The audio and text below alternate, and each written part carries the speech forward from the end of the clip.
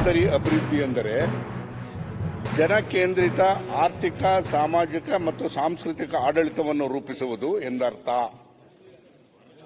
ಹಸಿರು ಇಂದಿರ, ಮಹಿಳಾ ಸಬಲೀಕರಣ ಮುಂತಾದವುಗಳು ಇದರಲ್ಲಿ ಸೇರುತ್ತವೆ.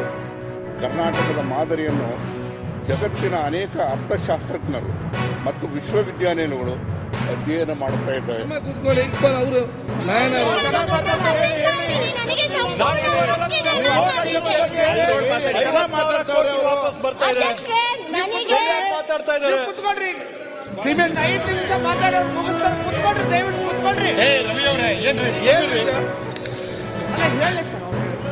ಅಧ್ಯಕ್ಷರೇ, ನಾನು ರಾಜ್ಯಪಾಲರ ಭಾಷಣದಲ್ಲಿ ಕೊಟ್ಟು ಪೆಟ್ಟಿರುವಂತ ಪರಿಸ್ಥಿತಿ ಆಗಿದೆ ಎಲ್ಲರಿಗೂ ಕೂಡ.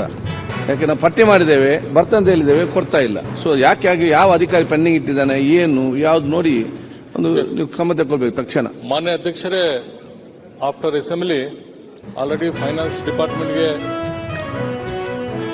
ರಿಕಮೆಂಡೇಶನ್ ಹೋಗಿದೆ. ಆಫ್ಟರ್ ಅಸೆಂಬ್ಲಿ ಇದು ಅವ್ರ ಕ್ಷೇತ್ರದ ಅಲ್ಲ ಅವರೆಲ್ಲ ಇದೆ ರಾಜ್ಯದ ಬರ ಸಮಸ್ಯೆ ಇಂಡಿವಿಜುವಲ್ ಬೆನಿಫಿಷರೀಸ್ಗೆ ಆಫ್ಟರ್ ಅಸೆಂಬ್ಲಿ ನಾನು ಲೋಕಲ್ ಬಾಡೀಸ್ ಇಂದಾನೆ ಅವರಿಗೆ ಸಂಬಳ ಕೊಡುವಂಥದ್ದು.